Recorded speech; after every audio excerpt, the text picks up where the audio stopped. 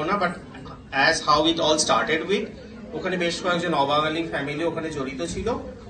তখন আমরা বেশ কয়েকজন বাঙালি ওখানে জয়েন করি। গত বছর আমরা ঠাকুর আমাকে দুটো গোল্লা এক জায়গায় করে একটা বড় করে বানিয়ে দিত।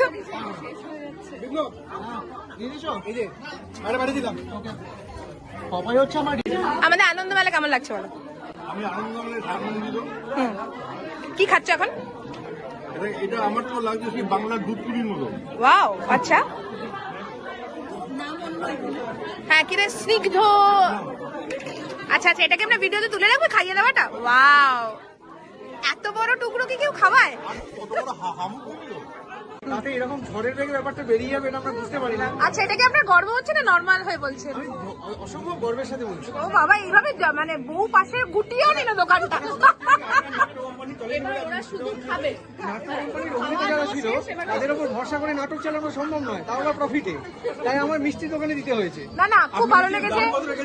মিষ্টির দাম মাত্র 200 yen, 200 yen, 200 yen। তার সাথে এই আজকের ফেমাস। আচ্ছা সবাই সবাই ঠিক আছে? তো এবার দাঁড়িয়ে পড়ো, তোমাদের প্রাপ্য নেওয়ার জন্য রেডি হও। হ্যাঁ, পরিচয় করো। আমাদের এই যে আনন্দ মেলা সম্বন্ধে কিছু বল। আনন্দমেলা এবার প্রথম আমাদের আইইউসিসির তরফ থেকে টোকিওতে প্রথম আমরা আয়োজন করেছি। প্রথমে অনেক এখানে আয়োজন করার তো অনেক মানে রেস্ট্রিকশান থাকে, তো সেগুলো ছিল, কিন্তু সেগুলো বাধা অতিক্রম করে আমরা প্রথমবার চেষ্টা করেছি আয়োজন করার। কিন্তু লোকের যা সাড়া দেখলাম আর কি, প্রচুর লোক হচ্ছে এবং আমাদেরকে লাস্টে না করতে হয়েছে, যেহেতু আমাদের অ্যাকোমোডেশনটা আনন্দ নাড়ু আছে, যদি কেউ নিতে চায় 100 yen আছে। Thank you.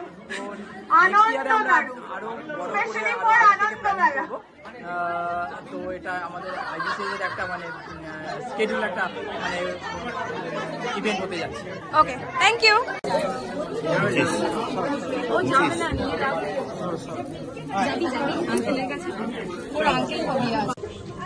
কি যত্ন নিয়ে বানাচ্ছে দেখছো, আমার বড়টা কত কাজে। খুব ভালো লাগে। সবারই একটু করে ফুচু চানেরও নিয়ে নিই, ঠিক আছে?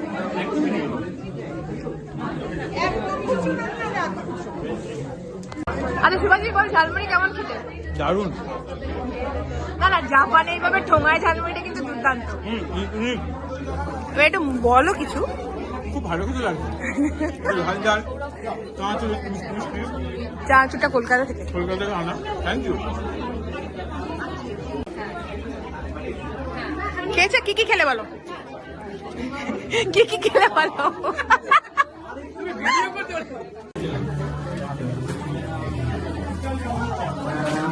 তোমাকে ছবি দেওয়া